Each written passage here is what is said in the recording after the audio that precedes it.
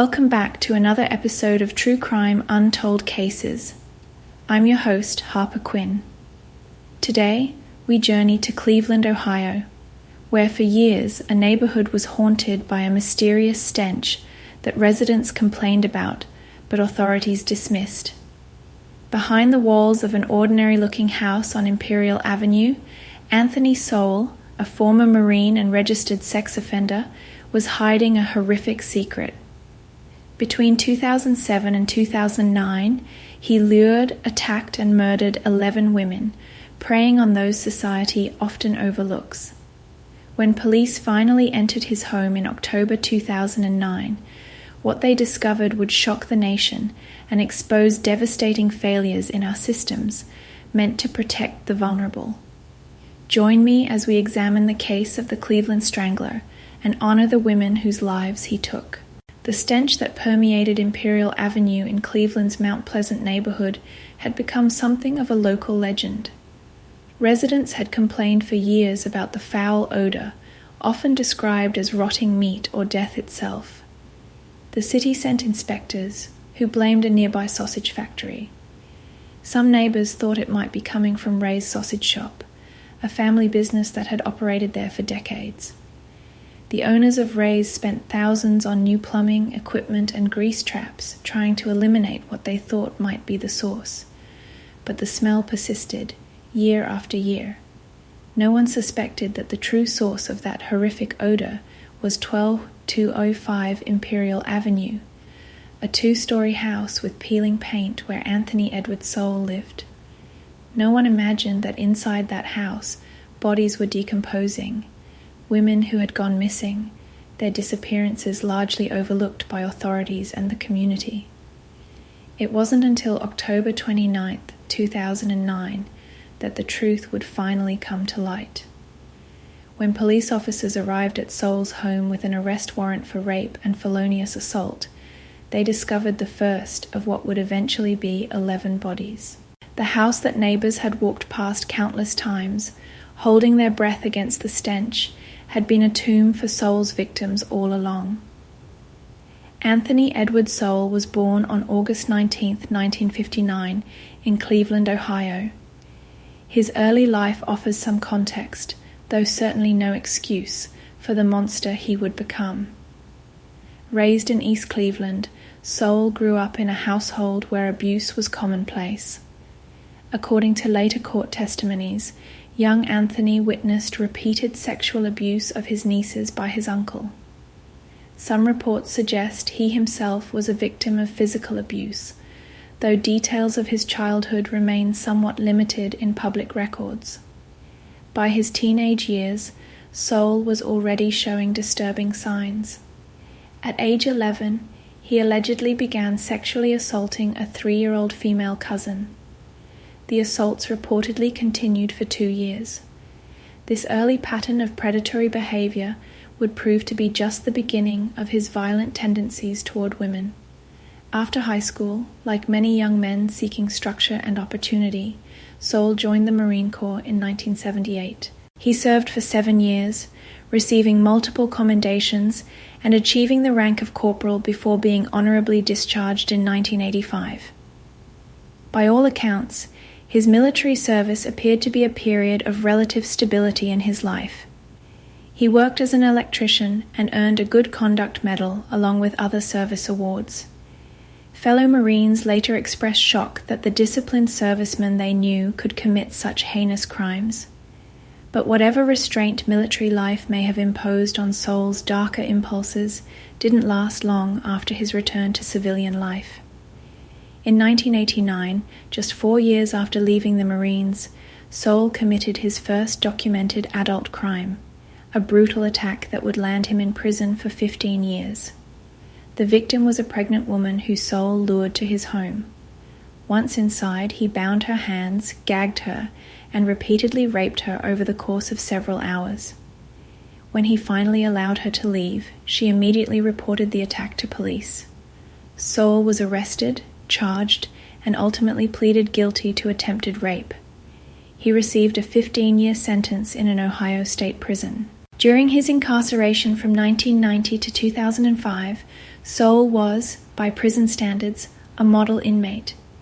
He participated in sex offender treatment programs and kept a relatively clean disciplinary record.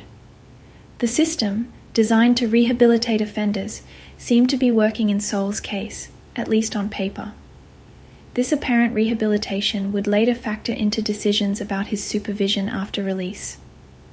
When Sowell was released in June 2005, he returned to Cleveland and eventually moved into his family's home on Imperial Avenue, the same house that would later become a house of horrors. As a registered sex offender, Sowell was required to check in regularly with sheriff's deputies, which he did. For the first few years after his release, he seemed to be complying with the terms of his post-release supervision. He settled into a seemingly quiet life in the Mount Pleasant neighborhood, an area that had seen better days. Once a thriving middle-class black neighborhood, by the 2000s, Mount Pleasant was struggling with poverty, abandoned properties, and the crack cocaine epidemic that had ravaged many American urban centers. In this environment, Sowell's activities didn't draw particular attention. Neighbors would later recall Sowell as a familiar figure in the area. He could often be seen collecting scrap metal to sell, and he was known to invite people, particularly women, to his home to drink beer and socialize on his porch. Some described him as polite, even charming. Others remembered him as odd but not threatening. Few knew about his sex offender status, despite the fact that this information was technically public. What no one knew was that behind the facade of the quiet neighbor, Sowell had begun hunting women. His victims fit a specific profile. They were almost all African American women struggling with addiction and often engaged in survival sex work to support their habits. Many had histories of disappearing for days or weeks at a time, making their absences less likely to trigger immediate concern from family or authorities. Sowell's method was consistent. He would offer women alcohol, drugs, or money to lure them into his home. Once inside, he would attack them, strangling them until they lost consciousness or died. Those who survived their initial encounters with Sowell described a sudden, terrifying transformation from a seemingly normal man to a vicious attacker. One of the first women to disappear was Tonya Carmichael, a 52-year-old woman who was last seen in November 2008. Her family reported her missing, telling police that she had struggled with drug addiction, but always maintained contact with her family. When her car was found abandoned, police took a report, but did little follow-up investigation.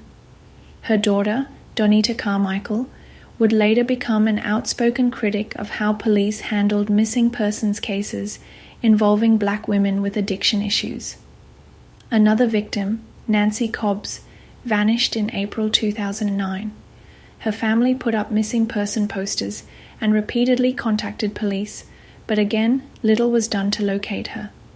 Crystal Dozier, Imelda Hunter, Michelle Mason, Kim Smith, Janice Webb, Lashanda Long, and Talacia Fortson all disappeared between 2007 and 2009.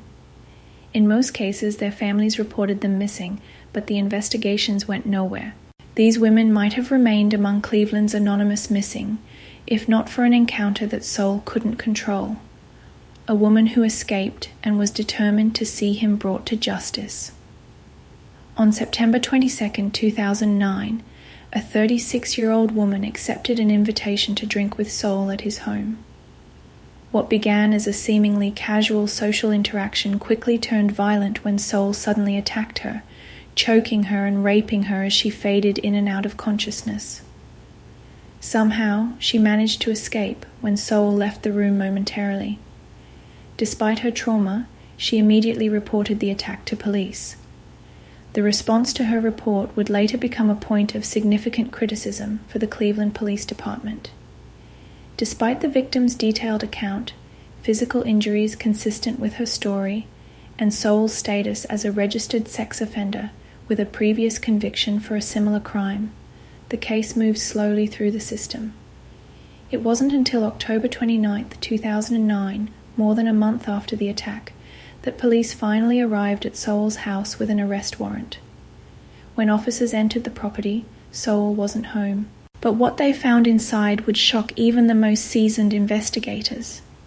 In a third-floor bedroom, they discovered 2 bodies lying on the floor. Both were in a state of advanced decomposition, wrapped in plastic bags and bound with electrical cords. The officers immediately secured the scene and called for additional resources. As crime scene investigators began a methodical search of the house and grounds, they made increasingly grim discoveries. By the end of the first day, they had found 6 bodies inside the house, all women, all decomposing, all apparently strangled. The search continued over the following days. In the backyard, investigators uncovered a shallow grave containing another body. 4 more sets of remains were found in a crawl space beneath the porch and elsewhere on the property. In total, the remains of 11 women were recovered from Sowell's house and yard. The identification process was challenging due to the advanced decomposition of many of the remains.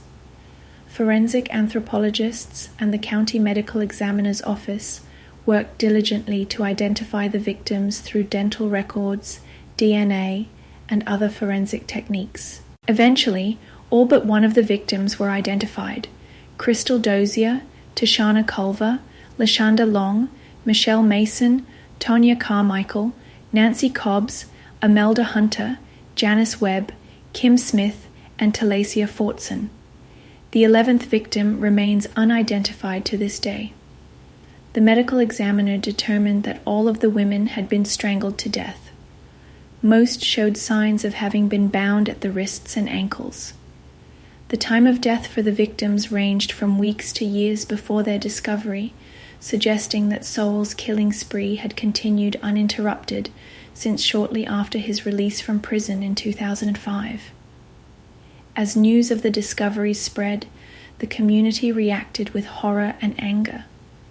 How could so many women disappear without a more robust response from authorities? Why hadn't the complaints about the smell at the property been investigated more thoroughly? And perhaps most disturbing, how had a registered sex offender been able to commit so many murders while ostensibly under supervision? These questions took on even greater urgency when it became clear that Sowell had not only been killing women, but had also attacked several others who had managed to escape or survive. In the days following the discovery of the bodies, additional women came forward with accounts of being assaulted by Sowell, but surviving the encounters. One woman described being choked until she passed out, then waking up in Sowell's third-floor bedroom surrounded by trash and what she now realized were probably human remains. She had escaped when Sowell left her alone, but she hadn't reported the attack out of fear and the belief that her history of drug use would make police unlikely to take her seriously. Another survivor told a similar story of being invited to Sowell's house, attacked and choked unconscious. She too had awakened in the third-floor room, managed to escape, and chose not to report the attack. Her fears about not being believed were not unfounded. When she later saw Sowell on the street and told a police officer that he had tried to kill her, the officer reportedly dismissed her claims. These survivors' accounts painted a picture of a predator who specifically targeted vulnerable women whom he believed would not be missed, or, if they reported attacks, would not be believed. It was a calculated strategy that exploited societal indifference to the struggles of marginalized women, particularly those dealing with addiction and poverty. Meanwhile, as investigators continued their work at the house on Imperial Avenue, a manhunt was underway for Anthony Sowell. 2 days after the discovery of the first bodies, on October 31st, 2009, police spotted Sowell walking in the neighborhood not far from his home. He was arrested without incident and taken into custody. During initial questioning, Sowell reportedly showed little emotion and offered no explanation for the bodies found in his home. He was charged with multiple counts of aggravated murder, rape, assault, and abuse of a corpse. As the investigation continued and more victims were identified, The charges against him would grow to include 11 counts of aggravated murder and more than 70 additional counts related to the attacks on survivors and the treatment of the victims' bodies.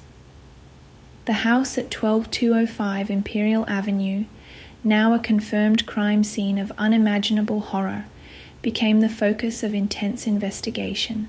Crime scene technicians spent weeks processing the property, collecting evidence that would later be used in Sowell's trial. The stench that neighbors had complained about for years was now explained in the most gruesome way possible. It had been the smell of death all along. For the families of the victims, the discoveries brought a terrible mixture of grief and relief. Many had spent years wondering what had happened to their loved ones, holding out hope that they might still be alive. The confirmation of their worst fears was devastating, but it also brought an end to the torment of not knowing. Donita Carmichael, the daughter of victim Tonya Carmichael, expressed the complex emotions many families felt. "We finally know what happened to her. It's not what we wanted to hear, but at least we know." As the case against Anthony Sowell built, serious questions began to emerge about how he had been able to commit so many crimes while under supervision as a registered sex offender. By law, Sowell was required to meet regularly with sheriff's deputies, who were supposed to verify his address and monitor his behavior. Records showed that deputies had visited Sowell's home multiple times between 2005 and 2009, yet somehow failed to detect any signs of the horrors taking place inside. In one particularly troubling instance, deputies visited the home in 2008, after Sowell had already killed several women. They noted in their report that Sowell had appeared nervous and that there had been a foul smell in the house. Yet no further investigation was conducted. This failure would later lead to significant reforms in how sex offenders are monitored in Cuyahoga County. The Cleveland Police Department also faced scrutiny for their handling of missing persons reports filed by the victims' families. Many family members claimed that their concerns had been dismissed because their loved ones had histories of drug use or prostitution. The department was accused of applying a different standard to missing persons cases depending on the background and social status of the missing individual. These criticisms were compounded by the slow response to the September 2009 rape report that eventually led to Sowell's arrest. Had police acted more quickly on that report, some argued, at least some of the victims might have been saved. The case also raised painful questions about race and class in America's criminal justice system. All of Sowell's known victims were black women from disadvantaged backgrounds. Many were struggling with addiction, and some engaged in sex work to support themselves. These were women whose disappearances generated little media attention, and according to their families, inadequate police response. As one community activist put it at the time, if 11 white women had gone missing from a suburban neighborhood, there would have been search parties and news headlines every day until they were found. The racial and social dynamics of the case could not be ignored, particularly in a city with a long history of tension between the police department and the black community. As the investigation into the Imperial Avenue House of Horrors continued, the extent of systemic failures became increasingly apparent. The Sowell case exposed deep cracks in multiple institutions meant to protect the public, from sex offender monitoring programs to police response protocols for missing persons.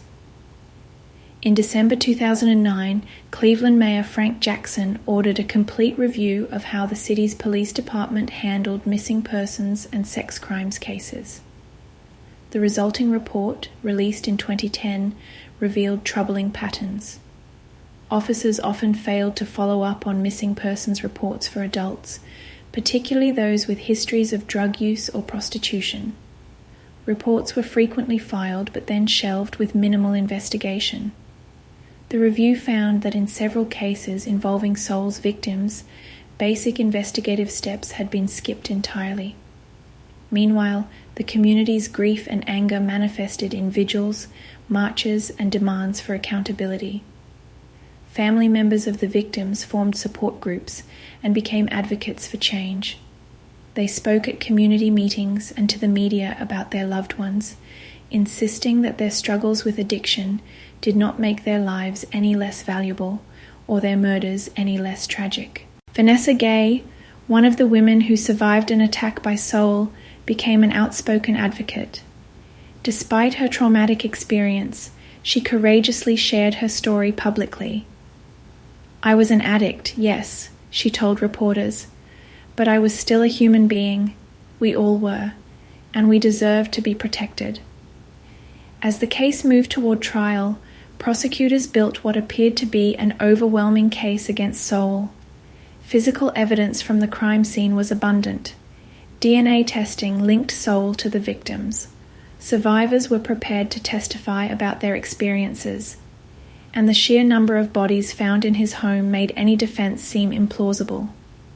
Sowell's defense team, led by public defenders Rufus Sims and John Parker, faced an uphill battle. Their client was facing the death penalty in a case that had horrified the community. Their strategy focused primarily on Sowell's mental state, suggesting that his experiences in childhood and possibly his military service had left him with psychological damage that affected his ability to control his actions. The trial of Anthony Sowell began on June 6, 2011, at the Cuyahoga County Courthouse. Judge Dick Ambrose presided over what would become one of the longest and most emotionally grueling criminal trials in Cleveland's history. The prosecution team, led by Assistant County Prosecutor Richard Bombick, presented 62 witnesses over the course of several weeks. The courtroom was often filled with family members of the victims, who had to endure graphic testimony and disturbing crime scene photos. Some days, the evidence was so harrowing that observers had to leave the courtroom. Medical examiners described in clinical detail how each woman had died. Crime scene technicians testified about the conditions in which the bodies were found. And most powerfully, survivors recounted their terrifying encounters with Sowell. One survivor testified that Sowell had invited her to his home for a drink. Once inside, he suddenly attacked her, choking her until she lost consciousness. When she awoke, she was in his third-floor bedroom, partially undressed. "He told me, 'If you want to live, stay here,'" she testified. She escaped when he fell asleep, running barefoot from the house. Another woman described a similar attack, but said that when she regained consciousness, Sowell acted as if nothing had happened, offering her a beer. Confused and terrified, she played along until she could find an opportunity to flee. "I saw the look in his eyes change," she told the court. "One minute he was normal, the next it was like looking at a different person." Perhaps the most damning testimony came from Vanessa Gay, who described being raped and tortured by Sowell for several hours in December 2008. During her ordeal, she testified, she saw what appeared to be a headless body in the room. At the time, she convinced herself it was a mannequin or hallucination, a psychological defense mechanism that allowed her to survive the encounter. The defense called relatively few witnesses, focusing instead on challenging the prosecution's evidence and presenting information about Sowell's troubled background. A psychologist testified about Sowell's childhood exposure to abuse and violence, suggesting that these experiences had warped his development. The defense also highlighted Sowell's military service, implying that he might suffer from undiagnosed post-traumatic stress disorder. Sowell himself chose not to testify, a common decision in capital cases where cross-examination could further damage the defendant's case. Throughout the trial, he sat quietly at the defense table, showing little reaction to even the most disturbing testimony. After 7 weeks of testimony, closing arguments began on July 20, 2011. Prosecutor Bombick methodically reviewed the evidence against Sowell, reminding jurors of the 11 women who had lost their lives and the others who had narrowly escaped the same fate. These women were human beings, he emphasized. They had families who loved them. They had hopes and dreams. And the defendant took all of that away from them in the most brutal manner imaginable. Defense attorney John Parker urged jurors to consider Sowell's mental state, suggesting that his actions, while horrific, were the result of severe psychological damage rather than calculated evil. Anthony Sowell is a broken human being, Parker argued. His mind was shaped by trauma and abuse from his earliest years. On July 22, 2011, after deliberating for less than a day, the jury returned with their verdict, guilty on almost all counts, including 11 counts of aggravated murder.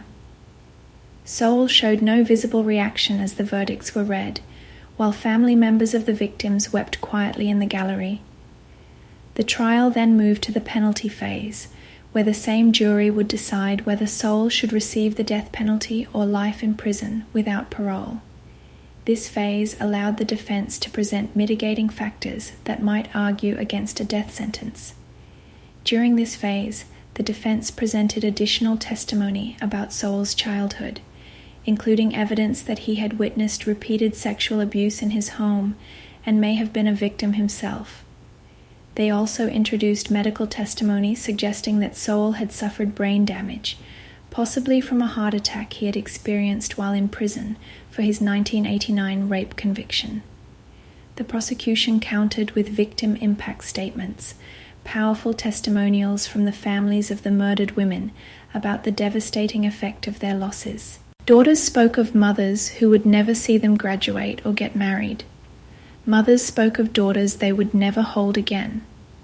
These emotional statements put human faces to the names of the victims, emphasizing the ripple effects of Sowell's crimes through families and the broader community.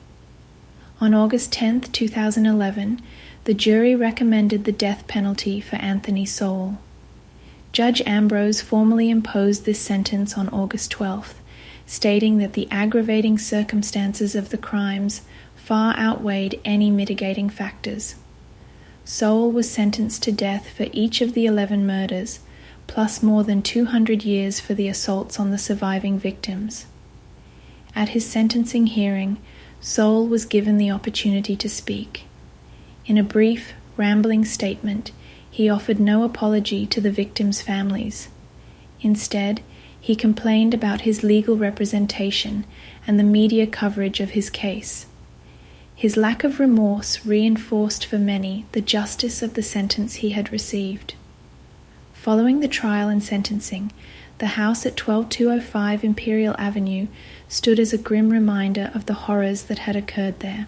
Community members, particularly the victims' families, called for its demolition. On December 6, 2011, the city of Cleveland razed the building, an act that many described as necessary for the neighborhood's healing process. In place of the house, a memorial garden was eventually established. Designed with input from victims' families, the garden features 11 stone benches, one for each identified victim. It stands as a place of remembrance and reflection, transforming a site of unimaginable horror into a space that honors the lives that were lost.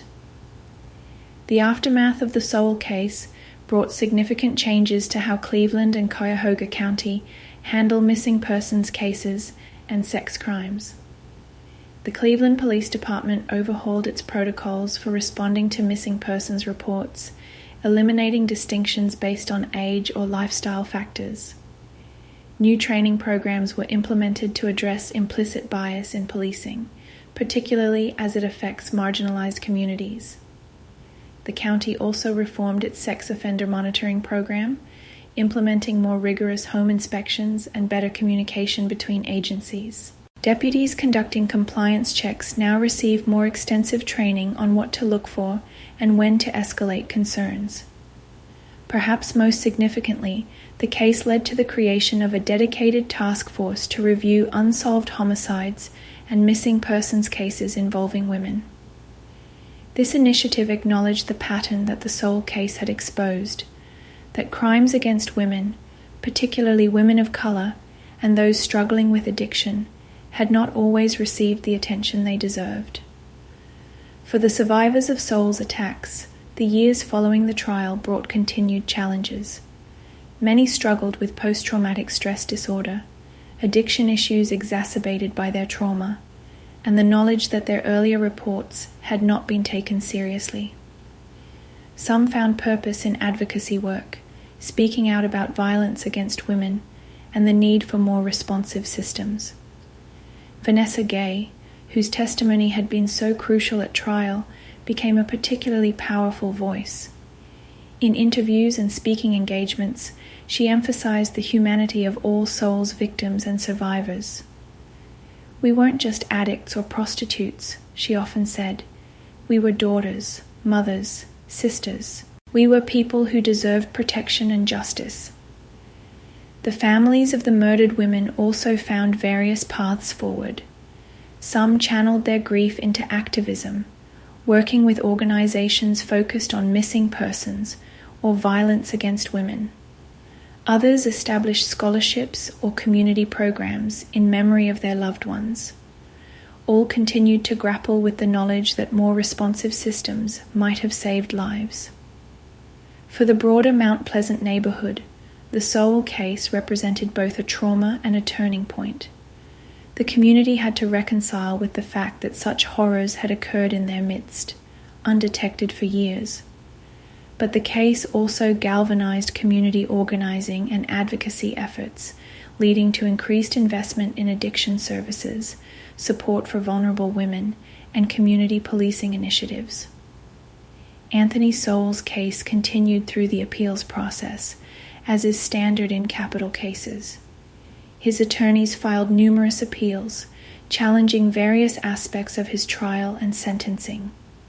These appeals worked their way slowly through the court system, with most being denied at various levels. In 2020, the Ohio Supreme Court upheld Sowell's convictions and death sentence, rejecting arguments that errors in his trial had prejudiced the jury against him. This decision moved Sowell closer to execution, though the timing remained uncertain due to ongoing litigation about Ohio's lethal injection protocol.